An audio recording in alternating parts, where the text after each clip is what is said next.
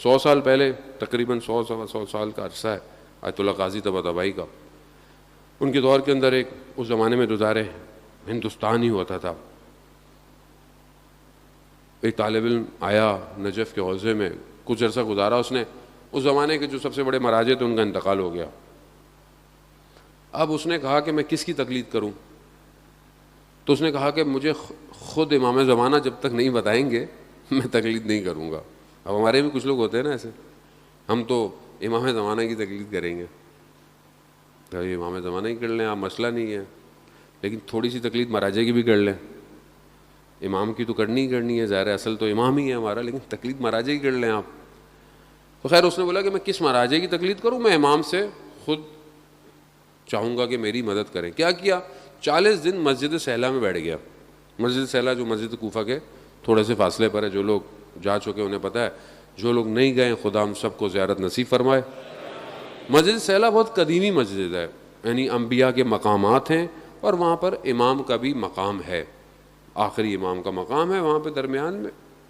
تو یہ وہاں بیٹھ گیا اور 40 دن عبادت کرتا رہا. 40ویں دن اچانک سے دیوار سامنے جو تھی وہ ہٹ گئی.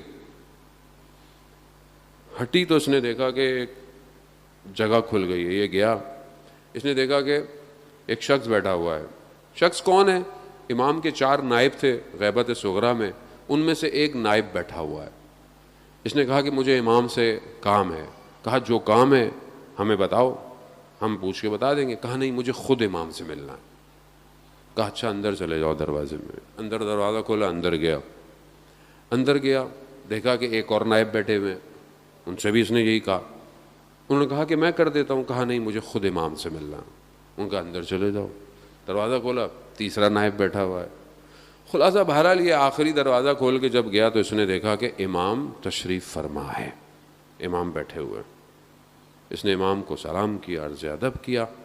کہا مولا میں رہنمائی چاہتا ہوں کہ میں کس کی تقلید کروں، مراجع اور بھی ہیں. بہرحال امام نے اشارہ کیا اپنے قدموں کی طرف، تو ایک سید عالم دین بیٹھے ہوئے تھے. اشارہ کیا کہ ان کی تقلید کرو. جب اس نے غور سے دیکھا تو وہ کوئی اور نہیں، آیت اللہ قاضی طباطبائی تھے. اب اس نے دیکھا، اس نے شکریہ ادا کیا، باہر آ گیا.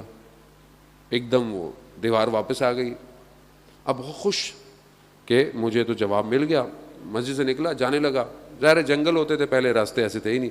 جیسے ہی چلنے لگا تو ایک دم درمیان میں وسوسہ سا آیا کہ پتہ نہیں میں نے خواب دیکھا ہو سکتا ہے، پتہ نہیں صحیح ہے نہیں ہے، کیا کروں.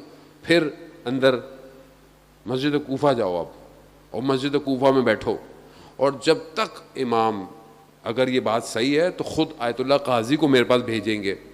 بہت ہی ڈیمانڈنگ تھے مولانا، لیکن بہرحال باعمل تھے، اسی وجہ سے تو بیٹھ گئے جا کے.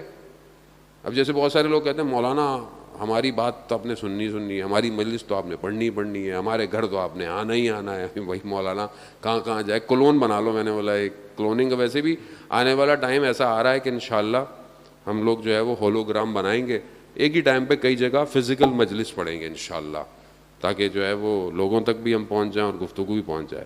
خیر وہ مسجد کوفہ میں بیٹھ گئے، عمل کرتے رہے، عبادت کرتے رہے. تو ایک دن دیکھا کہ کسی نے کندھے پہ ہاتھ رکھا، تو دیکھا کہ آیت اللہ قاضی کھڑے ہوئے ہیں.